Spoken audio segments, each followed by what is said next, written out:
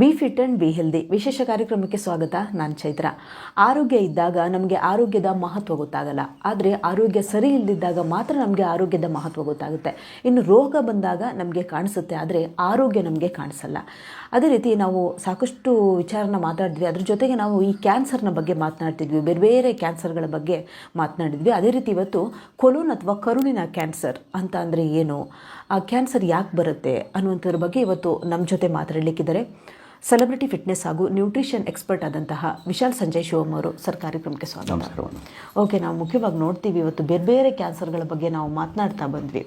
ಅದೇ ರೀತಿ ಕೊಲೋನ್ ಮತ್ತು ಅಥವಾ ಕರುಳಿನ ಕ್ಯಾನ್ಸರ್ ಅಂತ ಕರೀತಾರೆ, ಹಾಗಂದ್ರೆ ಏನು ಸರ್?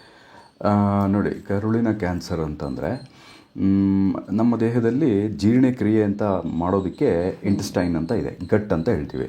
ಅದರಲ್ಲಿ ಸ್ಮಾಲ್ ಇಂಟೆಸ್ಟೈನ್ ಇರುತ್ತೆ, ಲಾರ್ಜ್ ಇಂಟೆಸ್ಟೈನ್ ಇರುತ್ತೆ, ಎರಡೂ ಕನೆಕ್ಟಿವ್ ಆಗಿರುತ್ತೆ. ಸೊ ಯಾವಾಗ ಸ್ಮಾಲ್ ಇಂಟೆಸ್ಟೈನ್ ಎಂಡ್ ಆಗುತ್ತೆ, ಅಲ್ಲಿಂದ ಲಾರ್ಜ್ ಇಂಟೆಸ್ಟೈನು ಬೆಳೆದು ಅದು ನೆಕ್ಸ್ಟ್ ಕ್ರಿಯೆ ಆಗೋದಕ್ಕೆ ಅದು ತುಂಬ ಮೋಸ್ಟ್ ಇಂಪಾರ್ಟೆಂಟ್. ಏನು ನಾವು ಊಟ ತಿಂದಿರ್ತೀವಲ್ಲ, ಅದು ಸ್ಮಾಲ್ ಇಂಟೆಸ್ಟೈನಲ್ಲಿ ಎಲ್ಲ ಥರದ್ದು ಅಬ್ಸಾರ್ಪ್ಷನ್ ಕ್ರಿಯೆ ಅದೆಲ್ಲ ಆದಮೇಲೆ ಎಕ್ಸ್ಕ್ರೀಷನ್ ಕ್ರಿಯೆಗೆ ಬಂದಾಗ ಲಾರ್ಜ್ ಇಂಟೆಸ್ಟೈನಲ್ಲೇ ಮೇಜರಾಗಿ ಅದಾಗೋದು. ಸೊ ಇವಾಗ ಕರುಳಿನ ಕ್ಯಾನ್ಸರ್ ಎಲ್ಲಾಗುತ್ತೆ ಅಂದರೆ, ಈ ಲಾರ್ಜ್ ಇಂಟೆಸ್ಟೈನಲ್ಲಿ ಒಂದು ಅಂಗ, ಲಾರ್ಜೆಸ್ಟ್ ಅಂಗ ಬಂದು ಕೋಲನ್ ಅಂತ ಹೇಳ್ತಾರೆ. ಓಕೆ, ಆ ಕೋಲನಲ್ಲಿ ಮ್ಯೂಕೋಸಾ ಅಂತ ಒಂದು ಪರ್ಟಿಕ್ಯುಲರ್ ಇದಿರುತ್ತೆ. ಅಲ್ಲಿ ಬಂದು ಪರ್ಟಿಕ್ಯುಲರ್ ಫ್ಲೂಯಿಡ್ಸು ಒಂದು ಥರದ್ದು ಸೆಲ್ಸ್ ಪ್ರೊಡ್ಯೂಸ್ ಮಾಡುತ್ತೆ, ಮ್ಯೂಕಸ್ ಅಂತ ಹೇಳ್ತಾರೆ. ಪ್ಲಸ್ ಅದರ್ ಫ್ಲೂಯಿಡ್ಸ್ನೆಲ್ಲ ಅಲ್ಲಿ ಪ್ರೊಡ್ಯೂಸ್ ಮಾಡುತ್ತೆ. ಏನು, ಈ ಲಾರ್ಜ್ ಇಂಟೆಸ್ಟೈನ್ದು ಕ್ರಿಯೆ ಮಾಡೋದಕ್ಕೆ. ಯಾವಾಗ ಈ ಪರ್ಟಿಕ್ಯುಲರ್ ರೀಜನಲ್ಲಿರುವಂಥ ಸೆಲ್ಸು, ಆ ಏನು ಮ್ಯೂಕಸ್ಸು ಮತ್ತು ಅದರ್ ಫ್ಲೂಯಿಡ್ಸ್ನ ಕ್ರಿಯೇಟ್ ಮಾಡುವಂಥ ಸೆಲ್ಸ್ ಇದೆಯಲ್ಲ, ಅದು ಮ್ಯೂಟೇಟ್ ಆದರೆ, ಅದು ಚೇಂಜಸ್ ಆಯಿತು ಅಂದರೆ ಅದರಲ್ಲಿ ಪಾಲಿಪ್ಸ್ ಅಂತ ಒಂದು ಡೆವಲಪ್ ಆಗುತ್ತೆ. ಆ ಪಾಲಿಪ್ಸು ಸ್ಲೋವಾಗಿ ಹೋಗ್ತಾ ಹೋಗ್ತಾ ಕ್ಯಾನ್ಸರಸ್ ಆಗಿ ಅದು ಟರ್ನ್ ಆಗುತ್ತೆ. ನಮ್ಮ ಜೀರ್ಣಕ್ರಿಯೆ ಮೇಲೆ ಪ್ರಭಾವ ಬೀರುವಂಥದ್ದು. ಅಂದರೆ ನಾವು ತಿಂದಿರುವಂಥ ಆಹಾರದಲ್ಲಿ ಏನಾದರೂ ವ್ಯತ್ಯಾಸಗಳಾದರೆ ಈ ಥರದ ಪ್ರಾಬ್ಲಮ್ಸ್ ಕ್ರಿಯೇಟ್ ಆಗುತ್ತಾ, ಅಥವಾ ಬೇರೆ ಬೇರೆ ರೀಸನ್ಗಳಿರಬಹುದಾ? ತುಂಬ ರೀಸನ್ಸ್ ಇರುತ್ತೆ ಮೇಡಮ್. ಅದು ಲೈಫ್ ಸ್ಟೈಲ್ ಫ್ಯಾಕ್ಟರ್ ಅಂತಲೂ ಹೇಳ್ತೀವಿ, ಪ್ಲಸ್ ಮೆಡಿಕಲ್ ಫ್ಯಾಕ್ಟರ್ಸ್ ಅಂತಲೂ ಹೇಳ್ತೀವಿ. ಯಾಕಂದರೆ ಇದೊಂದು ಜೀರ್ಣಕ್ರಿಯೆ ಮೇಲೆ ಪ್ರಭಾವ ಬೀರುವಂಥ. ಕರೆಕ್ಟ್, ಹೌದು. ಯಾಕೆ ಅಂತಂದರೆ ನೋಡಿ, ಇವಾಗ ನಾನು ಹೇಳಿದಾಗ ಎರಡು ಫ್ಯಾಕ್ಟರ್ ಅಲ್ಲಿ ಮ್ಯಾಟರ್ ಮಾಡುತ್ತೆ. ಒಂದು ಬಂದು ಲೈಫ್ ಸ್ಟೈಲ್ ಫ್ಯಾಕ್ಟರ್ಸ್ ಅಂತ ಹೇಳ್ತೀವಿ. ಅದರಲ್ಲಿ ನಮ್ಮ ಡಯಟ್, ನಾವೇನು ತಿನ್ನೋವಂಥ ಪದಾರ್ಥ ಇರ್ಬೋದು, ಏನು ತಿಂತಾ ಇದ್ದೀವಿ, ತುಂಬ ಹೈ ಪ್ರೊಸೆಸ್ಡ್ ಫುಡ್ ಇರ್ಬೋದು, ಆಮೇಲೆ ತುಂಬ ಫ್ಯಾಟಿ ಫುಡ್ ಇರ್ಬೋದು, ಅಥವಾ ಲೋ ಫೈಬರ್ ಇರುವಂಥ ಫುಡ್ಸ್ ತಿಂದಾಗ, ಫೈಬರ್ ಅಂತಂದರೆ ನಾರಿನಂಶ ಎಷ್ಟು ಕಡಿಮೆ ಇರುತ್ತೋ ಆವಾಗ ಈ ಥರದ್ದೆಲ್ಲ ಒಂದು ಕ್ಯಾನ್ಸರಸ್ ಏನು ಹೇಳ್ತಾರೆ, ಒಂದು ರೋಗ ಬರುವಂಥ ಒಂದು ರಿಸ್ಕು ಫ್ಯಾಕ್ಟರ್ಸ್ ಜಾಸ್ತಿ ಆಗುತ್ತೆ. ಪ್ಲಸ್ ಡಯಾಬಿಟೀಸ್ ಇದ್ದವ್ರಿಗೆ ಇದು ರಿಸ್ಕ್ ಫ್ಯಾಕ್ಟರ್ ಜಾಸ್ತಿ ಆಗುತ್ತೆ. ಆಮೇಲೆ ತುಂಬ ಲೋ ಕ್ಯಾಲ್ಶಿಯಂ ತಗೊಳ್ತಾರಲ್ಲ, ಊಟದಲ್ಲಿ ಕ್ಯಾಲ್ಶಿಯಂ ಕಂಟೆಂಟ್ ಕಡಿಮೆ ಇರುತ್ತಲ್ಲ, ಅಂಥವ್ರಿಗೆ ಇದೆಲ್ಲ ಪ್ರಾಬ್ಲಮ್ಸ್ ಕ್ರಿಯೇಟ್ ಆಗುವಂಥ ಒಂದು ಸಾಧ್ಯತೆ ಇರುತ್ತೆ. ಅದೇ ಮೆಡಿಕಲ್ ರೀಸನ್ಸಲ್ಲಿ ನೋಡಿದ್ರೆ, ಯಾವುದಾದ್ರೂ ಪ್ರೀವಿಯಸ್ ಕ್ಯಾನ್ಸರ್ ಹಿಸ್ಟ್ರಿ ಇತ್ತು, ಬೇರೆ ಯಾವುದೋ ಕ್ಯಾನ್ಸರ್ ಇತ್ತು, ಅದಕ್ಕೆ ರೇಡಿಯೇಷನ್ ಥೆರಪಿ ಅದು ಮಾಡಿಸಿದಾಗ ಅದು ಪ್ರಾಬಬ್ಲಿ ಇದಕ್ಕೆ ಏನು ಈ ಒಂದು ಕೋಲನ್ ಕ್ಯಾನ್ಸರ್ ಬರೋದಕ್ಕೆ ಒಂದು ಕಾರಣ ಆಗೋ ಸಂಭಾವನೆಗಳಿದೆ. ಅದು ಬಿಟ್ಟು ಇನ್ನು ಹೇಳಬೇಕು ಅಂತಂದರೆ, ಈ ಏನು ಹೇಳ್ತಾರೆ ಅಲ್ಟ್ರೈಟಿಸ್ ಅಂತ ಹೇಳ್ತಾರೆ. ಓಕೆ, ಆ ಥರ ಇದ್ದಾಗ ಅದು ಏನು ಮಾಡುತ್ತೆ, ಈ ಥರ ಕೊಲೈಟಿಸ್ ಅನ್ನೋ ಒಂದು ಇದನ್ನು ಏನು ಹೇಳ್ತಾರೆ ಕಾಯಿಲೆನ ಉತ್ಪತ್ತಿ ಮಾಡುತ್ತೆ. ಅದರಿಂದ ಕ್ಯಾನ್ಸರ್ಸು ಈ ಥರ ಕೋಲನ್ನು ರೆಕ್ಟಲ್ ಕ್ಯಾನ್ಸರ್ ಕನ್ವರ್ಟ್ ಆಗೋದಕ್ಕೆ, ಮತ್ತು ಜಿಸ್ಟ್ ಅಂತ ಹೇಳ್ತಾರೆ, ಗ್ಯಾಸ್ಟ್ರೋ ಇಂಟೆಸ್ಟಿನಲ್ ಸ್ಟ್ರಾಮಲ್ ಟ್ಯೂಮರ್ ಅಂತ ಹೇಳ್ತಾರೆ, ಅದು ಇಲ್ಲ ಲಿಂಫೋಮಾ ಅಂತ ಹೇಳ್ತಾರೆ, ಅದು ಬಿಟ್ಟು ಸಾರ್ಕೋಮಾ ಅಂತ ಹೇಳ್ತಾರೆ. ಸೊ ಇದೆಲ್ಲ ಮೆಡಿಕಲ್ ರೀಸನ್ಸಲ್ಲಿ ಉತ್ಪತ್ತಿ ಆಗುವಂಥದ್ದು ಅಂಥದ್ದು. ಓಕೆ, ಈ ಕರುಳಿನ ಕ್ಯಾನ್ಸರ್ ಬರೋದಕ್ಕಿಂತ ಮುಂಚೆ ಏನಾದರೂ ಸಿಂಪ್ಟಮ್ಸ್ಗಳು ಕಂಡು ಬರುತ್ತಾ ಅಂತ? ಡೆಫಿನೆಟ್ಲಿ ಮೇಡಮ್, ಸರ್ಟನ್ ಸಿಂಪ್ಟಮ್ಸ್ ಇದ್ದೇ ಇರುತ್ತೆ. ಲೈಕ್ ಫಾರ್ ಎಕ್ಸಾಂಪಲ್ ಬೋವೆಲ್ ಮೂವ್ಮೆಂಟ್ಸ್ ಅಂತ ಹೇಳ್ತೀವಿ. ಏನು ನಾವು ಬೆಳಗ್ಗೆ ಎದ್ದು ನಾವು ಒಂದು ಶೌಚಾಲಯದ ಕ್ರಿಯೆ ಇರುತ್ತಲ್ಲ, ಅದರಲ್ಲಿ ಚೇಂಜಸ್ ಕಾಣಕ್ಕೆ ಸ್ಟಾರ್ಟ್ ಆಗುತ್ತೆ. ಸ್ಟೂಲ್ಸು ತುಂಬಾನೇ ಕಾನ್ಸ್ಟಿಪೇಟ್ ಆಗಿರೋದು, ಇಲ್ಲ ಅಂತಂದರೆ ತುಂಬ ಹೆವಿ ಲೂಸ್ ಮೋಷನ್ಸ್ ಆಗೋದು, ಡಯರಿಯಾ ಅಂತ ಏನು ಹೇಳ್ತಾರೆ ಅದಾಗೋದು, ಅಥವಾ ಬ್ಲಡ್ ಬರೋದು, ಸ್ಟೂಲ್ಸಲ್ಲಿ ಬ್ಲಡ್ ಬರುವಂಥದ್ದು, ಇಲ್ಲ ಅಂತಂದರೆ ಸ್ಟೂಲ್ಸು ತುಂಬ ನ್ಯಾರೋ ಆಗಿ ಬರುವಂಥದ್ದು, ಫುಲ್ಲಾಗೆ ನಮಗೆ ಅದು ಕಂಪ್ಲೀಟಾಗಿ ಹೊರಗಡೆ ಬಂದಿಲ್ಲ, ಕ್ರಿಯೆ ಫುಲ್ಲಾಗಿ ಆಗಿಲ್ಲ ಅನ್ನಿಸ್ತಾ ಇರೋದು. ಸೊ ಇದೆಲ್ಲ ಒನ್ ಆಫ್ ದಿ ಸಿಂಪ್ಟಮ್ಸ್. ಆಮೇಲೆ ಅಬ್ಡಾಮಿನಲ್ ಡಿಸ್ಕಂಫರ್ಟ್ ಇರುತ್ತೆ, ಕ್ರ್ಯಾಂಪಿಂಗ್ ಆಗ್ತಾ ಇರುತ್ತೆ, ಸ್ವಲ್ಪ ಬ್ಲೋಟೆಡ್ನೆಸ್ ಫೀಲ್ ಆಗ್ತಾ ಇರುತ್ತೆ. ಸೊ ಇದೆಲ್ಲ ಆದಾಗ ಒಂದ್ಸಲಿ ತಪಾಸಣೆ ಮಾಡಿಸೋದು ಯಾವಾಗಲೂ ಉತ್ತಮ ಮೇಡಮ್. ಓಕೆ, ನೀವು ಈಗಾಗಲೇ ಹೇಳಿದ್ರಿ ಸಿಂಪ್ಟಮ್ಸ್ಗಳು ಬಂದಾಗ ನಾರ್ಮಲ್ ಆಗಿ ಹೀಟ್ ಆಗಿದೆಯೇನೋ ಅಂತಾರೆ, ಈ ಥರ ಎಲ್ಲ ಅನ್ಕೊಂತ ಹೋಗ್ತಾರೆ. ಈಗ ಬ್ಲಡ್ ಬರುವಂಥದ್ದಾಗಿರ್ಬೋದು ಅಥವಾ ಸರಿಯಾಗಿ ಮೋಷನ್ ಆಗದೆ ಇರುವಂಥದ್ದಾಗಿರ್ಬೋದು. ಸೊ ಈ ಥರನೂ ಆಗುತ್ತೆ. ಸೊ ಆ ಟೈಮಲ್ಲಿ ಅವ್ರು ಏನು ಮಾಡಬೇಕು ನೋಡಿ ಮೇಡಮ್, ಇದು ಒನ್ಸ್ ಇನ್ ಎ ವೈಲ್ ಈ ಥರ ಎಲ್ಲ ಆದಾಗ ಎಸ್ ಡೆಫಿನೆಟ್ಲಿ ನೀವು ಅನ್ಕೋಬೋದು ಮೋಸ್ಟ್ ಪ್ರಾಬಬ್ಲಿ ತುಂಬ ಬಾಡಿ ಟೆಂಪ್ರೇಚರ್ ಉಷ್ಣ ಜಾಸ್ತಿ ಆಗಿರ್ಬೋದು, ಪಿತ್ತ ಅಂತ ಹೇಳ್ತಾರಲ್ಲ ಅದು ಜಾಸ್ತಿ ಆಗಿರ್ಬೋದು ಅನ್ನೋ ಒಂದು ಊಹೆ ಮಾಡ್ಬೋದು. ಆದರೆ ಅದು ಕಂಟಿನ್ಯೂಸ್ ಆಗಿ ಪ್ರೊಲಾಂಗ್ ಆದರೆ ನಾನ್ ಸ್ಟಾಪ್ ಆಗಿ ಅದು ಆಗ್ತಾನೇ ಇದ್ರೆ, ನೋಡಿ ಇವಾಗ ಡೈರಿ ಆಯ್ತು, ಯಾರಿಗೋ ಲೂಸ್ ಮೋಷನ್ ಆಯ್ತು ತುಂಬ ಅಂತ ತಿಳ್ಕೊಳ್ಳೋಣ, ಅದು ಮ್ಯಾಕ್ಸ್ ಟು ಮ್ಯಾಕ್ಸ್ 1-2 ದಿವಸ 3 ದಿವಸದಲ್ಲಿ ಅದು ಸ್ಟಾಪ್ ಆಗುತ್ತೆ. ಹೆವಿ ಲೂಸ್ ಮೋಷನ್ಸು ಈ ಥರದ್ದೆಲ್ಲ ಏನೋ ಇನ್ಫೆಕ್ಷನ್ ಆಗಿತ್ತು ಸ್ಟಮಕಲ್ಲಿ, ಅವಾಗ ಡೈರಿ ಆಗೋದು ಸಂಭಾವನೆ ಜಾಸ್ತಿ. ಅವಾಗೇನಾಗುತ್ತೆ, ಇವ್ರು ಮೆಡಿಕೇಶನ್ ತಗೊಂಡಾಗ ಅದು ಸ್ವಲ್ಪ ದಿನದಲ್ಲೇ ಅದು ಸ್ಟಾಪ್ ಆಗುತ್ತೆ. ಒಳ್ಳೆ ಆಹಾರ ಸಾಫ್ಟ್ ಫುಡ್ಸ್ ಎಲ್ಲ ತಿಂದಾಗ, ಯಾವುದು ಲೂಸ್ ಮೋಷನ್ಗೆ ಇನ್ನೂ ಅದು ಏನು ಮಾಡುತ್ತೆ, ಇಂಪ್ಯಾಕ್ಟ್ ಮಾಡದೇ ಇರುವಂಥ ಫುಡ್ಸ್ ತೊಗೊಂಡಾಗ ಅದು ಕ್ರಮೇಣ ಕಡಿಮೆ ಆಗುತ್ತೆ. ಅದೇ ನಾವೇನಾದ್ರೂ ಅದು ಕಡಿಮೆ ಆಗದೆ ವಾರಗಟ್ಟಲೆ ಕಂಟಿನ್ಯೂ ಆದಾಗ ಆವಾಗ ನೀವು ಎಕ್ಸ್ಪೆಕ್ಟ್ ಮಾಡ್ಬೋದು okay there is really something wrong ಅಂದ್ಬಿಟ್ಟು ಹೋಗಿ ಒಂದ್ಸಲಿ ಡಾಕ್ಟರ್ನ ಎಂಡೋಸ್ಕೋಪಿ ಅದು ಇದು ಮಾಡಿಸಿ ತಿಳ್ಕೊಳ್ಳೋದ್ರಲ್ಲಿ ಏನೂ ಇದಿಲ್ಲ, ತಪ್ಪಿಲ್ಲ. ಓಕೆ, ಈ ಕರುಳಿನ ಕ್ಯಾನ್ಸರ್ ಬಂದ ಮೇಲೆ ಇದು ಬೇರೆ ಬೇರೆ ಭಾಗಗಳಿಗೇನಾದರೂ ಹರಡುತ್ತಾ ಅಥವಾ ಬೇರೆ ಯಾವುದಾದ್ರು ಕ್ಯಾನ್ಸರ್ ಕನ್ವರ್ಟ್ ಆಗುವಂಥ ಸಾಧ್ಯತೆಗಳೇನಾದರೂ ಇದೆಯಾ ಅಂತ? ಹೌದು. ಫಾರ್ ಎಕ್ಸಾಂಪಲ್ ನೋಡಿ, ಇವಾಗ ಕೋಲನ್ ಕ್ಯಾನ್ಸರ್ ಅಂತ ಹೇಳ್ತಾರೆ, ಗುದನಾಳ ರೆಕ್ಟಲ್ ಕ್ಯಾನ್ಸರ್ ಅಂತ ಹೇಳ್ತಾರೆ, ಎರಡು ಕನೆಕ್ಟಿವ್. ಓಕೆ, ಕೋಲನ್ದು ಲಾಸ್ಟ್ ಪಾರ್ಟ್ ಬಂದು ರೆಕ್ಟಲ್ ಅಂತ ಹೇಳ್ತಾರೆ, ರೆಕ್ಟಮ್ ರೀಜನ್ ಅಂತ ಹೇಳ್ತಾರೆ. ಹೇಗೆ ಅಂತಂದರೆ ಪರ್ಟಿಕ್ಯುಲರ್ ಟೈಪ್ ಆಫ್ ಕ್ಯಾನ್ಸರ್ಸು ತುಂಬ ಫಾಸ್ಟಾಗಿ ಸ್ಪ್ರೆಡ್ ಆಗುತ್ತೆ. ಸೊ ಆ ಥರ ಲೆವೆಲ್ಗೆ ಹೋಗಿದ್ರೆ, ಅಂದರೆ ಇವ್ರಿಗೆ ಮುಂಚಿತವಾಗಿ ಇವರು ಅದನ್ನು ಐಡೆಂಟಿಫೈ ಮಾಡಿ ಅದನ್ಗೆ ಟ್ರೀಟ್ಮೆಂಟ್ ಮಾಡಿಸ್ಕೊಳ್ಳದೆ ಇವರು ಹೋದಾಗ, ಅಥವಾ ಇವ್ರಿಗೆ ಗೊತ್ತೇ ಆಗಿರೋಲ್ಲ ಎಷ್ಟೊಂದು ಸಲ, ಅದೇನಾಗುತ್ತೆ ಕಂಟಿನ್ಯೂ ಆಗಿ ಅದು ಒಂದು ಸರ್ಟನ್ ಸ್ಟೇಜ್ಗೆ ಹೋಗ್ಬಿಟ್ಟಿರುತ್ತೆ, 3rd 4th ಸ್ಟೇಜ್ಗೆ ಹೋಗಿ ಅದು ತುಂಬಾ ಜಾಸ್ತಿ ಅಕ್ಕಪಕ್ಕ ಇರೋವಂಥ ಆರ್ಗನ್ಸ್ಗೂ ಸ್ಪ್ರೆಡ್ ಆಗುವಂಥ ಸಂಭಾವನೆಗಳು ಡೆಫಿನೆಟ್ಲಿ ಇರುತ್ತೆ. ಅರ್ಲಿಯರ್ ಸ್ಟೇಜಸಲ್ಲಿ ಅದು ಡಿಟೆಕ್ಟ್ ಆಗಿಬಿಡ್ತು ಅಂದರೆ ಅದು ತುಂಬ ಅನುಕೂಲ ಆಗುತ್ತೆ. ಅದು ಅಲ್ಲಿಗೆ ಅದನ್ನು ಗುಣಪಡಿಸಿ ಅದನ್ನು ಸರಿಪಡಿಸೋದಕ್ಕೆ ಹೆಲ್ಪ್ ಆಗುತ್ತೆ. ಹಾಗೆ ಹೆಚ್ಚಿನ ಪ್ರಕಾರ ಅಂದರೆ ಬೇರೆ ಬೇರೆ ಕ್ಯಾನ್ಸರ್ಗಳಿಗೆ ನಾವು ಹೋಲಿಸ್ಕೊಂಡ್ರೆ ಈ ಕರುಳಿನ ಕ್ಯಾನ್ಸರ್ ಅತಿ ಬೇಗವಾಗಿ ಜನರಿಗೆ ಗೊತ್ತಾಗುತ್ತೇನೋ ಅಂತ. ಯಾಕಂತಂದು ಹೇಳಿದ್ರೆ ನೀವು ಹೇಳಿದ್ರಿ ಏನೇನು ಕ್ರಿಯೆಗಳು ಸಿಂಪ್ಟಮ್ಸ್ಗಳು ಏನೇನು ಬರ್ತವೆ ಅಂತ. ಈ ಸಿಂಪ್ಟಮ್ಸ್ನ ಜಾಸ್ತಿ ಜನ ತಡ್ಕೊಳ್ಳೋದಿಲ್ಲ. ಸೊ ಬೇಗ ಆ ಡಾಕ್ಟರ್ ಹತ್ರ ಮೀಟ್ ಮಾಡಿ ಅವ್ರನ್ನ ಸಜೆಷನ್ ತಗೊಳ್ಳುವಂಥದ್ದೆಲ್ಲ ಇರಬಹುದು. ಸೊ ಅಂದರೆ ಮರಣ ಸಂಖ್ಯೆ ಏನಾದರೂ ಕಡಿಮೆ ಇರಬಹುದೇನೋ ಅಂತ ಇದ್ರಲ್ಲಿ ಕಂಪ್ಯಾರಿಟಿವ್ಲಿ ತುಂಬ ಕಡಿಮೆ ಅಂತ ಹೇಳ್ಬೋದು.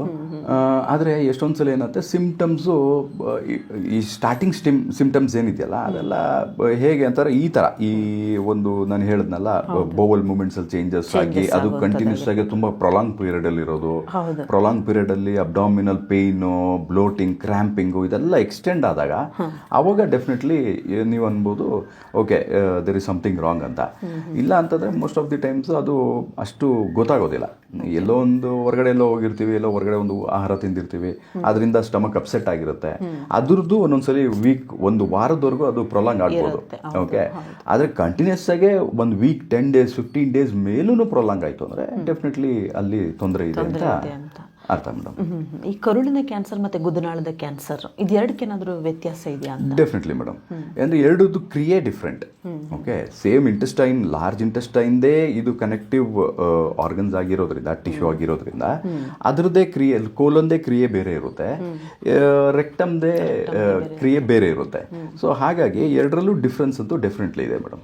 ಏನು ಅಂತಂದರೆ ರೆಕ್ಟಮ್ ಬಂದ್ಬಿಟ್ಟು last part of the colon ಅಂತ ಹೇಳ್ತಾರೆ, ಎಲ್ಲಿ ಸ್ಟೂಲ್ಸ್ ಸ್ಟೋರ್ ಆಗುತ್ತಲ್ವಾ ಆ ರೀಜನ್ ಅದು. ಓಕೆ, ಅಲ್ಲೇನಾದ್ರೂ ಪರ್ಟಿಕ್ಯುಲರ್ ಸೆಲ್ಸು ಅನ್ಕಂಟ್ರೋಲ್ಡ್ ಆಗಿ ಅದು ಗ್ರೋ ಆಗಕ್ಕೆ ಸ್ಟಾರ್ಟ್ ಆಯಿತು ಅಂದರೆ ಅವಾಗ ರೆಕ್ಟಲ್ ಕ್ಯಾನ್ಸರ್ಗೆ ಅದು ಕನ್ವರ್ಟ್ ಆಗುತ್ತೆ. ಕೋಲನ್ ನಾನು ಈಗಾಗಲೇ ಎಕ್ಸ್ಪ್ಲೇನ್ ಮಾಡಿದಾಗೆ ಅಲ್ಲಿ ಮ್ಯೂಕೋಸಾದಲ್ಲಿ ಆ ವಾಲ್ ಲೈನಿಂಗ್ ಇದೆಯಲ್ಲ, ಅಲ್ಲಿ ಆಗುವಂಥ ಕ್ರಿಯೆಯಲ್ಲಿ ಏನಾದರೂ ಅದು ಪಾಲಿಪ್ಸ್ ಅನ್ನೋದು ಡೆವಲಪ್ ಆಯಿತು ಅಂತಂದರೆ ಅಲ್ಲಿ ಕೋಲನ್ಗೆ ಕ್ಯಾನ್ಸರ್ ಆಗುತ್ತೆ. ಆ ಥರ ಈ ಕೋಲನ್ ಕ್ಯಾನ್ಸರೇ ಬೇರೆ ರೀತಿ ಬರುತ್ತಾ ಅಥವಾ ಈ ಕರುಳಿನ ಕ್ಯಾನ್ಸರೇ ಬೇರೆ ಬರುತ್ತಾ ಅಂತ ಹೆಂಗೆ? ಎರಡು ಒಂದೇ ಮೇಡಮ್. ಯಾಕೆ ಅಂತಂದರೆ ಎಲ್ಲ ಕ್ರಿಯೆ ಒಂದೇ ಜಾಗದಲ್ಲಿ ಆಗೋದ್ರಿಂದ ಅದು ಎರಡು ಕನೆಕ್ಟಿವ್. ಸಿಂಪ್ಟಮ್ಸ್ ಕೂಡ ಆಲ್ಮೋಸ್ಟ್ ಇವಾಗ ಎಸ್ ಕರುಳಿನ ಕ್ಯಾನ್ಸರ್ ಆಗಲಿ ಅಥವಾ ಗುದನಾಳದ ಕ್ಯಾನ್ಸರ್, ರೆಕ್ಟಲ್ ಕ್ಯಾನ್ಸರ್ ಏನು ಹೇಳ್ತೀವಿ, ಎರಡೂ ಸಿಂಪ್ಟಮ್ಸು ಸಿಮಿಲರ್ ಆಗಿರುತ್ತೆ. ಯಾಕೆಂದರೆ ಒಂದೇ ಅದು ಆರ್ಗನ್ದು ಕ್ರಿಯೆ ಅದು ಮಾಡೋದ್ರಿಂದ most of the symptoms same ಇರುತ್ತೆ. ಅದು ಏನಂದರೆ ರೇರೆಸ್ಟ್ ಆಫ್ ದಿ ಕೇಸಲ್ಲಿ ಬಂದ್ಬಿಟ್ಟು ರೆಕ್ಟಮ್ ಕ್ಯಾನ್ಸರಲ್ಲಿ ಏನಾಗುತ್ತೆ ಅಂತಂದರೆ ಫಾಸ್ಟಾಗಿ ಅದು ಗ್ರೋ ಆಗುವಂಥ ಒಂದು ಪ್ರಕೃತಿ ಏನಿದೆ ಅದು ತುಂಬ ರೇರ್ ಅಲ್ಲಿ. ಫಸ್ಟು ಇಲ್ಲಿ ಇಂಪ್ಯಾಕ್ಟ್ ಆಗಿ ಕೋಲನಲ್ಲಿ ಇಂಪ್ಯಾಕ್ಟ್ ಆಗಿ ಆಮೇಲೆ ಅದು ಈ ಸ್ಟೇಜಿಗೆ ಬರುತ್ತೆ, ರೆಕ್ಟಮ್ ಸ್ಟೇಜಿಗೆ ಬರುತ್ತೆ. ಅಕಸ್ಮಾತ್ ರೆಕ್ಟಮಲ್ಲೇ ಅದು ಸ್ಟಾರ್ಟ್ ಆಗಿತ್ತು ಅಂತ ತಿಳ್ಕೊಳ್ಳೋಣ, ಕೋಲನಲ್ಲಿ ಏನೂ ಆಗಿರಲ್ಲ. ಅದು ಆಗೋದು ತುಂಬಾ rare cases, rare of the rare ಅಂತ ಹೇಳ್ಬೋದು. ಇದರಲ್ಲಿ ಏನಾದರೂ ಟೈಪ್ಸ್ ಇದೆಯಾ ಅಂತ ಕರುಳಿನ ಕ್ಯಾನ್ಸರ್ಲಿ ಬೇರೆ ಬೇರೆ ಥರದ್ದು ಏನಾದರೂ? ಎಸ್ ಎಲ್ಲ ಥರದ್ದು ನೋಡಿ, most of the common cancers ಎಲ್ಲ ಥರದ ಕ್ಯಾನ್ಸರ್ಗೆ ಜನರಲಾಗಿ ಅಡಿನೋ ಕಾರ್ಸಿನೋಮಾ ಅಂತ ಹೇಳ್ತಾರೆ. ಓಕೆ, ಅದು one of the most common cancers, ಅಂದರೆ ಇನಿಷಿಯಲ್ ಸ್ಟೇಜಸ್ಸಲ್ಲೇ ಇದೆ ಅಂತ ಅರ್ಥ. ಓಕೆ, ಅದು ಬಿಟ್ಟರೆ ಇನ್ನು ಸ್ಟೇಜ್ ಬೈ ಸ್ಟೇಜ್ GAST ಅಂತ ಹೇಳಿದೆ ಆಗಲೇ, ಗ್ಯಾಸ್ಟ್ರೋ ಇಂಟೆಸ್ಟಿನಲ್ ಸ್ಟ್ರಾಮಲ್ ಟ್ಯೂಮರ್ ಅಂತ ಹೇಳಿದೆ, ಲಿಂಫೋಮಾ ಅಂತ ಹೇಳಿದೆ, ಆಮೇಲೆ ಸಾರ್ಕೋಮಾ ಅಂತ ಹೇಳಿದೆ.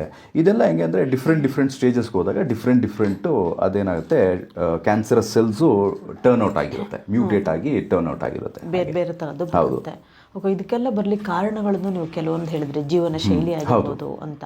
ಈಗ ಎಲ್ಲ ಜೀವನ ಶೈಲಿ ಕರೆಕ್ಟಾಗೇ ಇರುತ್ತೆ, ಎಲ್ಲ ಸರಿಯಾಗಿ ಮಾಡ್ತಾ ಇರ್ತಾರೆ, ಅಂದ್ರೂ ಕೂಡ ಇದೇ ಕ್ಯಾನ್ಸರ್ಗಳು ಕೆಲವು ತುತ್ತಾಗ್ತಾರೆ. ಅದು ಒಂದೊಂದ್ಸಲ ಏನಾಗುತ್ತೆ ಅಂದರೆ ಧೂಮಪಾನ, ಮದ್ಯಪಾನ ಇಂಥದ್ದನ್ನು ಕೂಡ ಮಾಡಿರಲ್ಲ.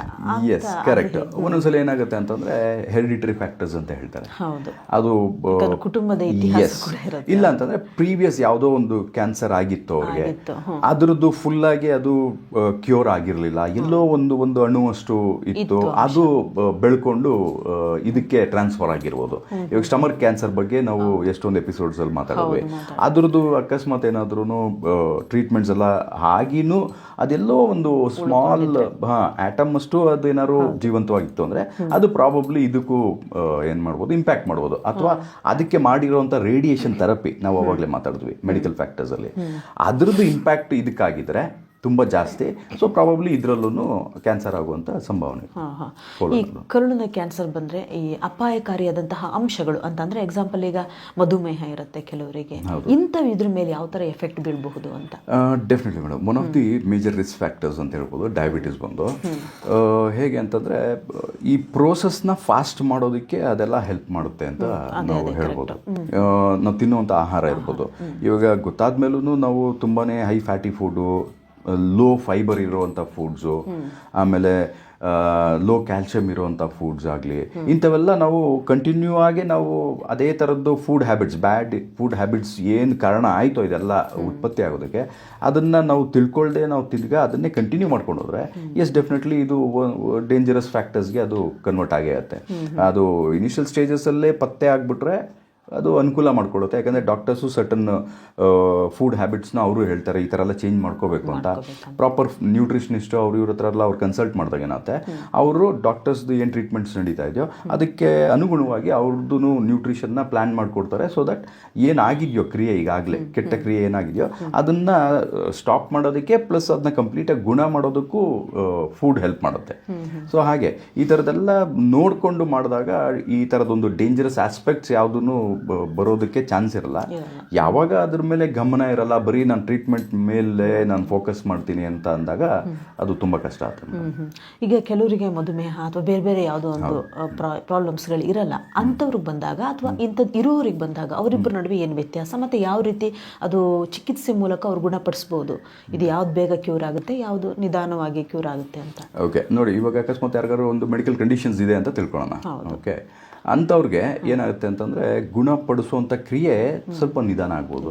ಯಾಕಂದರೆ ಈಗಾಗಲೇ ಬೇರೆ ಥರದ್ದು ಅವ್ರಿಗೆ ಈಗಾಗಲೇ ಮೆಡಿಕಲ್ ಕಂಡೀಷನ್ಸ್ ಇದೆ, ಅದಕ್ಕೆ ಅವರು ಮೆಡಿಕೇಶನ್ಸ್ ತೊಗೊಳ್ತಾ ಇರ್ತಾರೆ, ಅದು ಕಂಟ್ರೋಲಲ್ಲಿಲ್ಲ ಅಂತಂದಾಗ ಆವಾಗ ಅಂಥವ್ರಿಗೆ ಸ್ವಲ್ಪ ಈ ಗುಣಪಡಿಸುವಂಥ ಪ್ರಕೃತಿ ಏನಿದೆ ಅದು ಸ್ವಲ್ಪ ಡಿಲೇ ಆಗುತ್ತೆ. ಯಾವುದೇ ಥರದ್ದು ಇವ್ರು ಏನೇನು ಮೆಡಿಕೇಶನ್ಸ್ ಇಲ್ಲ, ಎಂಥದ್ದು ಇಲ್ಲ, ಸಡನ್ನಾಗಿ ಔಟ್ ಆಫ್ ದಿ ಬ್ಲೂ ಇವರಿಗೆ ಇದು ಪತ್ತೆ ಆಗಿದೆ ಅಂಥವ್ರಿಗೆ ಎಸ್ ಇನಿಷಿಯಲ್ ಸ್ಟೇಜಸಲ್ಲಿ ಇದ್ದರೆ ಯಾವುದನ್ನು ಬೇಕಾದರೂ ನಾವು ನೀಟಾಗಿ ಅದನ್ನು ಕೌಂಟರ್ ಮಾಡಿ ಅದಕ್ಕೆ ಒಂದು ಸೊಲ್ಯೂಷನ್ನ ಕಂಡುಹಿಡಿಬೋದು. ಅದೊಂದು ಸರ್ಟನ್ ಸ್ಟೇಜಸ್ ಹೋಗ್ಬಿಟ್ಟಾಗ ಏನಾಗುತ್ತೆ, ಸ್ವಲ್ಪ ಅದು ಕಷ್ಟ ಆಗುತ್ತೆ. ಅದನ್ನು ಕಂಟ್ರೋಲ್ ಇಡೋದಾಗಲಿ ಅಥವಾ ಕ್ಯೂರ್ ಮಾಡೋದಾಗಲಿ ಸ್ವಲ್ಪ ಡಾಕ್ಟರ್ಸ್ಗೂ ತುಂಬ ಕಷ್ಟ ಆಗುತ್ತೆ. ಪ್ಲಸ್ ಆಹಾರದಲ್ಲೂ ನಾವು ಎಷ್ಟೇ ಅವ್ರಿಗೆ ಚೇಂಜಸ್ ಮಾಡಿಕೊಟ್ರು ಸ್ವಲ್ಪ ಆ ಲೆವೆಲ್ಗೆ ಹೋಗ್ಬಿಟ್ಮೇಲೆ ಒಂದು ಸ್ವಲ್ಪ ಹೆಂಗೆ ಅಂತಂದರೆ 50-50 ಅಂತ ಹೇಳ್ಬೋದು. ಅವರು ತುಂಬಾ ಅವರು ಮನಸ್ಸು ಸ್ಟ್ರಾಂಗ್ ಮಾಡಿಕೊಂಡು ಅವರು ಪಾಸಿಟಿವ್ ಥಿಂಕಿಂಗ್ ಇಟ್ಕೊಂಡು ಇಲ್ಲ ನಾನು ಫೈಟ್ ಮಾಡ್ತೇನೆ ಇದನ್ನು ಅಂತ ಆ ಥರದ್ದೆಲ್ಲ ಇದ್ದಾಗ ಅವ್ರಿಗೇನಾಗುತ್ತೆ ಎಫೆಕ್ಟ್ಸು ಸ್ವಲ್ಪ ಅನುಕೂಲ ಮಾಡಿಕೊಡುತ್ತೆ. ಫೂಡು ಅಷ್ಟೇ ಚೆನ್ನಾಗಿ ಅದು ಇದು ಮಾಡೋದಕ್ಕೆ ಏನು ಒಳಗಡೆ ಅದು ಹೆಲ್ಪ್ ಮಾಡುತ್ತೆ, ಇದೆಲ್ಲ ಟ್ರೀಟ್ ಮಾಡೋದಕ್ಕೆ. ಮೆಡಿಕೇಶನ್ಸು ಹೆಲ್ಪ್ ಮಾಡುತ್ತೆ. ಯಾವಾಗ ಮನುಷ್ಯ ಕುಸ್ತೋಗ್ಬಿಡ್ತಾನೆ ಆವಾಗ ಸ್ವಲ್ಪ ಎಂಥದೇ ಒಳ್ಳೆ ಪದಾರ್ಥ ನಾವು ಆಹಾರ ಸೇವನೆ ಮಾಡಿದ್ರು ಅಥವಾ ಒಳ್ಳೆ ಮೆಡಿಕೇಶನ್ಸ್ ಅವರು ಇದು ಮಾಡಿದ್ರು, ಟ್ರೀಟ್ಮೆಂಟ್ ಮಾಡಿದ್ರು ಗುಣಪಡಿಸೋದಕ್ಕೆ ಸ್ವಲ್ಪ ತೊಂದರೆ ಆಗುತ್ತೆ. ಕಷ್ಟ. ಓಕೆ, ನಿಮ್ಮ ಹತ್ರ ಬಂದಾಗ ಇಂತಹ ಪೇಷಂಟ್ ಏನಾದರೂ ನೀವು ಯಾವ ರೀತಿ ಟ್ರೀಟ್ ಮಾಡ್ತೀರಾ? ಜೊತೆಗೆ ಬೇರೆ ಬೇರೆ ಊರಿಂದ ಅಥವಾ ತುಂಬ ಕಷ್ಟ ಆಗುತ್ತೆ ಅವ್ರಿಗೆ ಇಲ್ಲಿ ಬರೋಕ್ಕಾಗಲ್ಲ ಅಂಥವ್ರಿಗೂ ಕೂಡ ವ್ಯಾಯಾಮವನ್ನು ನೀವು ಸಜೆಸ್ಟ್ ಮಾಡ್ತೀರಾ. ಸೊ ಅದು ಯಾವ ರೀತಿ ನೀವು ಅವ್ರಿಗೆ ಹೇಳ್ಕೊಡ್ತೀರಾ ಅಂತ? ನೋಡಿ, ಈ ಥರದವ್ರು ಯಾರು ನಮ್ಮ ಹತ್ರ ಕಾಂಟ್ಯಾಕ್ಟ್ ಮಾಡಿದಾಗ ಮೊದಲನೇದಾಗಿ ನಾನು ಯಾವಾಗಲೂ ಮಾತಾಡೋದಾಗೆ ಡಾಕ್ಟರ್ಸ್ದು ಏನೆಲ್ಲ ಮೆಡಿಕಲ್ ರಿಪೋರ್ಟ್ಸ್ ಇದೆ ಅದರದ್ದು ನಾವು ಒಂದು ಡೀಟೇಲ್ ತೊಗೊಂಡು ಅದನ್ನೆಲ್ಲ ಒಂದ್ಸಲಿ ಪರೀಕ್ಷೆ ಮಾಡಿ ಆಮೇಲೆ ಅವ್ರ ಡಾಕ್ಟರ್ ಹತ್ರನೂ ಒಂದ್ಸಲಿ ಮಾತಾಡಿ ಇವ್ರ ಕಂಡೀಷನ್ಸ್ ಬಗ್ಗೆ ಎಲ್ಲ ತುಂಬ ಚೆನ್ನಾಗಿ ಅವ್ರ ಹತ್ರ ತಿಳ್ಕೊಂಡು ಅದಾದಮೇಲೆ ಅವ್ರು ಏನು ಟ್ರೀಟ್ಮೆಂಟ್ ಮಾಡ್ತಿದ್ದಾರೆ ಅಟ್ ಪ್ರೆಸೆಂಟು ಯಾವ ಸ್ಟೇಜಸಲ್ಲಿದೆ ಅದನ್ನು ನೋಡಿಕೊಂಡು ನಮ್ಮ ನ್ಯೂಟ್ರಿಷನ್ ಪದ್ಧತಿ ಏನು ಆಹಾರ ಪದ್ಧತಿ ಏನಿದೆಯೋ ಅದನ್ನೇ ಹೇಗೆ ಪ್ಲ್ಯಾನ್ ಮಾಡಬೇಕು ಅದನ್ನು ನೀಟಾಗೆ ಪೇಷಂಟ್ನೂ ಕೂಡಿಸ್ಕೊಂಡು ಡಾಕ್ಟರ್ ಜೊತೆನೂ ಅದರದ್ದು ಸಲಹೆ ತೊಗೊಂಡು ಎಲ್ಲ ಹೆಂಗೆ ಅಂದರೆ ಕಂಪ್ಲೀಟಾಗಿ ಇದೊಂದು ಟೀಮ್ ವರ್ಕ್ ಥರ. ಸೊ ಡಾಕ್ಟರ್ಸು ಬೇಕು, ತುಂಬ ಇಂಪಾರ್ಟೆಂಟು, ಪೇಷಂಟು ತುಂಬ ಇಂಪಾರ್ಟೆಂಟ್ ಆಗುತ್ತೆ. ಸೊ ನಾವು ಮಾಡ್ತಾ ಇರೋವಂಥ ಕ್ರಿಯೆನೂ ತುಂಬ ಇಂಪಾರ್ಟೆಂಟ್ ಆಗುತ್ತೆ. ಎಲ್ಲ ಈಕ್ವಲ್ ಆಗಿ ಅದು ವ್ಯಾಲ್ಯೂ ಹೋಲ್ಡ್ ಮಾಡುತ್ತೆ. ಸೊ ಆ ಥರ ಕೂತ್ಕೊಂಡು ಎಲ್ಲ ವಿಚಾರ ಮಾಡಿ ಆಮೇಲೆ ಸ್ಲೋ ಆಗಿ ಸ್ಟೇಜ್ ಬೈ ಸ್ಟೇಜು ಯಾವ್ಯಾವ ಥರ ನ್ಯೂಟ್ರಿಷನ್ ವಾರಕ್ಕೆ ಯಾವ ಥರ ತೊಗೋಬೇಕು, 15 ದಿವಸಕ್ಕೆ ಯಾವ ಥರ ತೊಗೋಬೇಕು ಎಲ್ಲ ನೀಟಾಗಿ ಪ್ಲ್ಯಾನ್ ಮಾಡಿ ಅವ್ರಿಗೆ ಎಕ್ಸ್ಪ್ಲೈನ್ ಮಾಡಿ ಆಮೇಲೆ ಪ್ರೋಸೆಸ್ ಸ್ಟಾರ್ಟ್ ಮಾಡ್ತೀವಿ. ಇಲ್ಲ ಅವರು ಬರೋದಕ್ಕೆ ಆಗೋದಿಲ್ಲ ಆ ಥರ ಎಲ್ಲ ಇದ್ದಾಗ ನಾವು ಹೌದು ಅದೆಲ್ಲ ಏನಿದ್ರು ಆನ್ಲೈನ್ ಏನು ಸರ್ವಿಸಸ್ ಇದೆ ಅದು ವಿಡಿಯೋ ಕಾಲಲ್ಲಿ ಇರ್ಬೋದು, ಎಕ್ಸಸೈಸ್ ಮಾಡಿಸೋದ್ರಿಂದ ಹಿಡಿದು ಪ್ಲಸ್ ನ್ಯೂಟ್ರಿಷನ್ ಎಲ್ಲ ಕಳಿಸೋದೆಲ್ಲ ಇಮೇಲ್ ಮಾಡೋದಾಗಲಿ ಅಥವಾ ಈಗೆಲ್ಲ ವಾಟ್ಸಪ್ಪಲ್ಲಿ ಫಾಸ್ಟಾಗಿ ಎಲ್ಲರೂ ಇದು ಮಾಡ್ತಾರೆ, ರೆಸ್ಪಾಂಡ್ ಮಾಡ್ತಾರಲ್ಲ. ಸೊ ಹಾಗೆ ಎಂಟೈರ್ ಲಿಸ್ಟ್ ಆಫ್ ಥಿಂಗ್ಸ್ನ ನಾವು ಮಾಡಿ ಅವ್ರಿಗೆ ಅದನ್ನು ಕಳಿಸ್ಕೊಟ್ಟು ವಿಡಿಯೋ ಕಾಲು ಅಥವಾ ಫೇಸ್ ಕಾಲಲ್ಲಿ ಈ ಥರ ಎಲ್ಲ ಮಾತಾಡಿ ಅವ್ರಿಗೆ ಎಕ್ಸ್ಪ್ಲೈನ್ ಮಾಡಿ ಅಕಸ್ಮಾತ್ ಎಕ್ಸಸೈಸ್ ಯಾವ್ದಾದ್ರು ಇತ್ತು ಅಂತಂದರೆ ಅದನ್ನ ಯಾವ ಥರ ಮಾಡಬೇಕು, ಹೇಗೆ ಮಾಡಬೇಕು ಇದನ್ನೆಲ್ಲನೂ ಹೇಳ್ಕೊಟ್ಟು ಅಲ್ಲಿಂದ ಅವ್ರಿಗೆ ಸ್ಟೇಜ್ ಬೈ ಸ್ಟೇಜ್ ಸ್ಲೋ ಆಗಿ ಪ್ರೋಗ್ರೆಷನ್ಗೆ ನಾವು ಹೆಲ್ಪ್ ಮಾಡ್ತೀವಿ. ಓಕೆ, ಜನರಿಗೆ ಈಗ ಕೆಲವೊಂದು ಕನ್ಫ್ಯೂಷನ್ ಇರುತ್ತೆ. ನ್ಯೂಟ್ರಿಷನ್ ಅಂದರೆ ಇವರು ಪೌಡರ್ ಏನಾದರೂ ಕೊಡ್ತಾರೇನೋ ಈ ಥರ ಕೆಲವರಿಗೆ ಇರಬಹುದು, ಅಂಥವರಿಗೆ ಏನು ಸರಿ? ನೋಡಿ, ನ್ಯೂಟ್ರಿಷನ್ ಅಂತಂದರೆ ಒಳ್ಳೆಯ ಆಹಾರ ಅಂತ ಅರ್ಥ. ಅಂದರೆ ನಮ್ಮ ದೇಹಕ್ಕೆ ಏನು ಬೇಕೋ ಆ ದೇಹಕ್ಕೆ ಬೇಕಾಗಿರುವಂಥ ಎಲ್ಲ ಅಂಶ ಫುಲ್ಫಿಲ್ ಮಾಡುವಂಥ ಆಹಾರ ಪದ್ಧತಿ ಅಂತ ಹೇಳ್ಬೋದು. ಅದರಲ್ಲಿ ಅದೇ ಥರದ್ದು ಈಗ ಪೌಡ್ರ್ ಕೊಡ್ತೀರಿ ಆ ಥರದ್ದೆಲ್ಲ ಎಂಥದ್ದು ಇಲ್ಲ. ಎಲ್ಲಿ ಇಂಥದ್ದೆಲ್ಲ ಸಪ್ಲಿಮೆಂಟೇಷನ್ ಅಂತ ಹೇಳ್ತೀವಿ, ಯಾವುದು ನಮ್ಮ ಆಹಾರದಲ್ಲಿ ನಮಗೆ ಹೆಚ್ಚಿಗೆ ಸಿಕ್ಕಲ್ಲ. ಫಾರ್ ಎಕ್ಸಾಂಪಲ್ ಎಷ್ಟೊಂದು ಜನ ವೆಜಿಟೇರಿಯನ್ಸ್ ಇರ್ತಾರೆ, ಅವ್ರಿಗೆ ನಾನ್ ವೆಜಿಟೇರಿಯನ್ನು ಕನ್ಸ್ಯೂಮ್ ಮಾಡೋಕ್ಕಾಗಲ್ಲ. ಯಾಕಂದರೆ ಕ್ಯಾನ್ಸರ್ಸ್ ಎಲ್ಲ ಬಂದಾಗ ಮಸಲ್ ಲಾಸ್ ಆಗೋದು ತುಂಬ ಪ್ರಕೃತಿ ಫಾಸ್ಟ್ ಆಗುತ್ತೆ. ಸೊ ಹಾಗಾಗಿ ಅವ್ರಿಗೆ ನಾವು ಪ್ರೋಟೀನ್ ಸಜೆಸ್ಟ್ ಮಾಡ್ತೀವಿ, ಪ್ರೋಟೀನ್ ರಿಚ್ ಫುಡ್ ಸಜೆಸ್ಟ್ ಮಾಡ್ತೀವಿ. ಅದ್ರಲ್ಲಿ ಒನ್ ಆಫ್ ದಿ ಬೆಸ್ಟ್ ಅಂತಂದರೆ ನಾನ್ ವೆಜಿಟೇರಿಯನ್ ಸೋರ್ಸು. ಯಾವಾಗ ಯಾರಾದರೂ ಇವಾಗ ವೆಜಿಟೇರಿಯನ್ಸು ನಾನ್ ವೆಜಿಟೇರಿಯನ್ ಫುಡ್ ತಿನ್ನೋದಿಲ್ವೋ ಅಂಥವ್ರಿಗೆ ನಾವು ಏನು ಮಾಡಬೇಕಾಗತ್ತೆ, ವೆಜಿಟೇರಿಯನ್ ಸೋರ್ಸಸಲ್ಲಿ ಏನು ಪ್ರೋಟೀನ್ ಕನ್ಸಂಪ್ಷನ್ ಮಾಡೋಕ್ಕಾಗುತ್ತೋ ಅದನ್ನು ಸಜೆಸ್ಟ್ ಮಾಡ್ತೀವಿ. ಯಾಕೆಂದರೆ ವೆಜಿಟೇರಿಯನ್ ಸೋರ್ಸಲ್ಲಿ ಕಂಪ್ಲೀಟ್ ಪ್ರೋಟೀನ್ ಚೈನ್ ಇರಲ್ಲ, ಫುಲ್ ಚೈನ್ ಇರಲ್ಲ. ಸೊ ಅದು ಯಾವುದು ಬೇಕಾಗುತ್ತೋ ಅವ್ರಿಗೆ, ಮೋಸ್ಟ್ ಇಂಪಾರ್ಟೆಂಟ್ ಪ್ರೋಟೀನು ಮಸಲ್ಸ್ನ ಹೋಲ್ಡ್ ಮಾಡೋದಕ್ಕೆ, ಅದು ವೇಸ್ಟೇಜ್ ಆಗೋದು ಬಿಡೋದಿಲ್ವಲ್ಲ ಅಂಥ ಪ್ರೋಟೀನ್ನ ನಾವು ಸಪ್ಲಿಮೆಂಟೇಷನ್ ರೂಪದಲ್ಲಿ ಅವ್ರಿಗೆ ಸಜೆಸ್ಟ್ ಮಾಡ್ತೀವಿ. ಅದೆಲ್ಲನೂ ಅಗೇನ್ ಪ್ಲಾಂಟ್ ಬೇಸ್ಡ್ ಪ್ರೋಟೀನಿಂದನೇ ಸೋರ್ಸಸ್ಸಿಂದನೇ ಮಾಡಿರ್ತಾರೆ. ಸೊ ಈ ಥರ ಇರುತ್ತೆ. ಅದು ಬಿಟ್ಟು ಔಟ್ ಆಫ್ ದಿ ಬ್ಲೂ ಏನೋ ಅವ್ರಿಗೆ ಸಂಬಂಧನೇ ಇಲ್ಲದೆ ಇರುವಂಥದ್ದು ಯಾವುದೇ ಥರದ್ದು ಇದರಲ್ಲಿ ನಾವು ಮಾಡೋಕ್ಕೋದು ಇಲ್ಲ. ಈಗ ಬೇರೆ ಕ್ಯಾನ್ಸರ್ಗಳಿಗೆ ಹೋಲಿಸ್ಕೊಂಡ್ರೆ ಇದು ಬೇಗ ಏನಾದರೂ ಗುಣಮುಖವಾಗುವಂತಹ ಸಾಧ್ಯತೆಗಳಿದೆಯಾ ಅಥವಾ ಈ ಪ್ರೋಸೆಸ್ ಲೇಟ್ ಇರುತ್ತಾ ಅಂತ? ಇಲ್ಲ, ಹೇಗೆ ಅಂತಂದರೆ ನೋಡಿ, ಎಲ್ಲ ಕ್ಯಾನ್ಸರ್ಸು ಫಾರ್ ಎಕ್ಸಾಂಪಲ್ ಯಾವುದೇ ಕ್ಯಾನ್ಸರ್ ಇದು ಇನಿಷಿಯಲ್ ಸ್ಟೇಜಸಲ್ಲೇ ಪತ್ತೆ ಆದಾಗ ಅದನ್ನ ಗುಣಪಡಿಸ್ಕೊಳ್ಳೋದು ತುಂಬ ಅನುಕೂಲ, ತುಂಬ ಈಸಿ. ಓಕೆ, ಸರ್ಟನ್ ಸ್ಟೇಜ್ ಅದು ದಾಟ್ಬಿಟ್ಟ ಮೇಲೆ ಏನಾಗುತ್ತೆ, ಈವನ್ ಟ್ರೀಟ್ಮೆಂಟ್ಸು ಸ್ವಲ್ಪ ಟಫ್ ಆಗುತ್ತೆ. ಈವನ್ ಅವ್ರು ತಿನ್ನೋಂಥ ಆಹಾರ ಕೂಡ ಅಷ್ಟು ಅದಕ್ಕೆ ಅವ್ರಿಗೆ ಹೆಲ್ಪ್ ಮಾಡೋದಿಲ್ಲ, ಯಾಕಂದರೆ ಆ ಸ್ಟೇಜ್ಗೆ ಹೋಗ್ಬಿಟ್ಟಿರುತ್ತೆ. ಸೊ ಅದು ಫಾಸ್ಟಾಗಿ ಡಿಟ್ಯೂರೇಟ್ ಆಗೋಕ್ಕೆ ಶುರು ಆಗಿಬಿಟ್ಟಿದ್ದಾಗ ಎರಡೂ ಕೆಲಸ ಮಾಡಲ್ಲ. ನಾವು ಎಷ್ಟಾಗುತ್ತೋ ಅಷ್ಟು ಆ ಪ್ರೋಸೆಸ್ನ ತಡೆಗಟ್ಟೋದಕ್ಕೆ ಅಂದರೆ ಸ್ಲೋ ಮಾಡೋದಕ್ಕೆ ನಾವು ಪ್ರಯತ್ನ ಪಡ್ಬೋದು ಹೊರತು ಕಂಪ್ಲೀಟಾಗಿ ಸ್ಟಾಪ್ ಮಾಡೋದಕ್ಕೆ ಸಾಧ್ಯ ಹೆಂಗೆ ಅಂತಂದರೆ ಡಿಪೆಂಡ್ ಡಿಪೆಂಡ್ ಮೇಡಮ್, ಒಬ್ಬೊಬ್ಬರ ಬಾಡಿ ಒಂದೊಂಥರ ರಿಯಾಕ್ಟ್ ಮಾಡುತ್ತೆ, ರೆಸ್ಪಾಂಡ್ ಮಾಡುತ್ತೆ, ಮೆಡಿಸನ್ ಆಗಲಿ ಫುಡ್ ಆಗಲಿ. ಸೊ ಒಬ್ಬೊಬ್ರು ಚೆನ್ನಾಗಿ ರೆಸ್ಪಾಂಡ್ ಮಾಡುತ್ತೆ, ತುಂಬಾ ಲಾಸ್ಟ್ ಸ್ಟೇಜ್ ಹೋಗಿದ್ರು ಅವ್ರು ರಿಕವರ್ ಆಗಿ ವಾಪಸ್ ಬರ್ತಾರೆ. ಒಬ್ಬೊಬ್ರು ತುಂಬಾ ಸ್ಟ್ರಾಂಗ್ ಆಗಿ ಕಾಣಿಸ್ತಾರೆ, ಆದ್ರೆ ಅವ್ರ ಬಾಡಿ ಅಷ್ಟು ಸ್ಟ್ರಾಂಗ್ ಆಗಿ ರೆಸ್ಪಾಂಡ್ ಮಾಡ್ತಾರಲ್ಲ, ಇಮ್ಯೂನ್ ರೆಸ್ಪಾಂಡ್ ಮಾಡ್ತಾರಲ್ಲ. ಸೊ ಅಂಥವ್ರಿಗೆ ಏನು ಮಾಡ್ಲಿಕ್ಕೆ ಆಗೋದಿಲ್ಲ.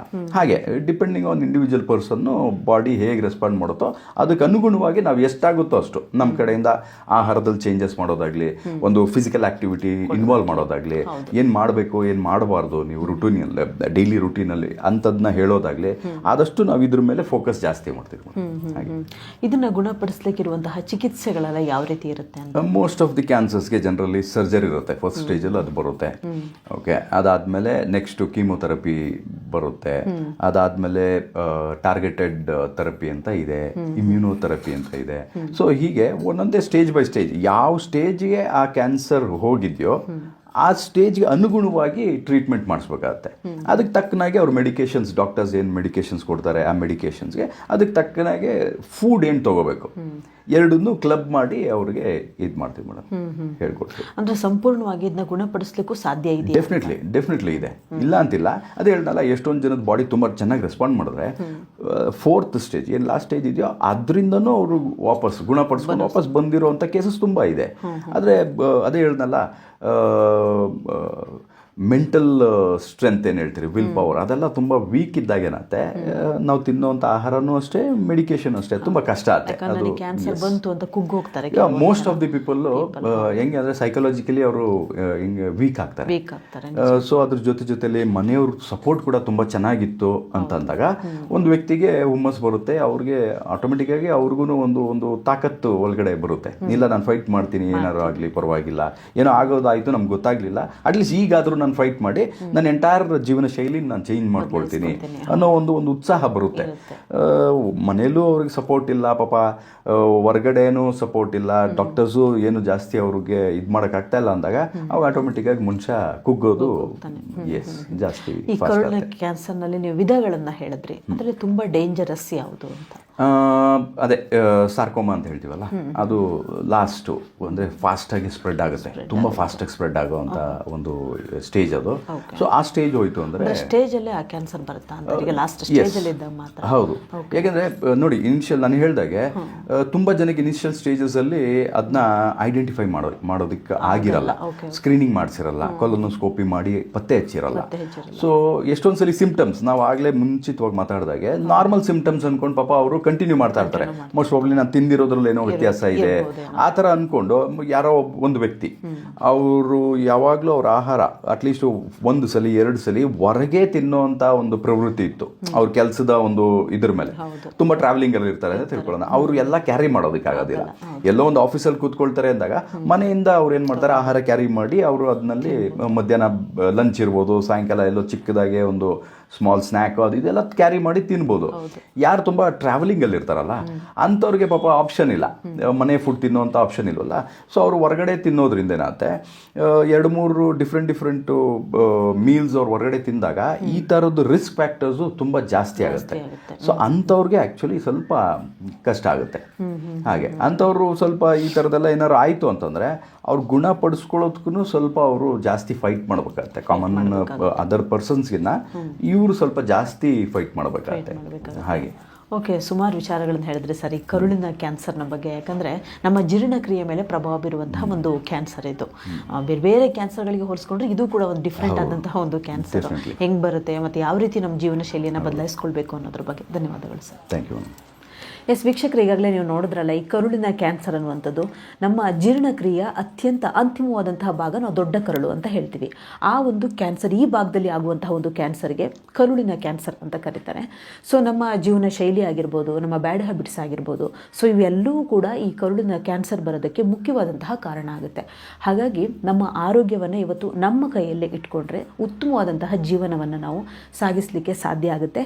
ಹಾಗೆ ಮುಂದಿನ ಸಂಚಿಕೆಯಲ್ಲಿ ನಿಮಗೆ ಇನ್ನೊಂದು ಬೇರೆ ಕ್ಯಾನ್ಸರ್ನ ಬಗ್ಗೆ ವಿಶಾಲ್ ಸಂಜಯ್ ಶಿವಮ್ ಅವರು ನಿಮಗೆ ತಿಳಿಸ್ಕೊಡ್ತಾರೆ. ಧನ್ಯವಾದಗಳು.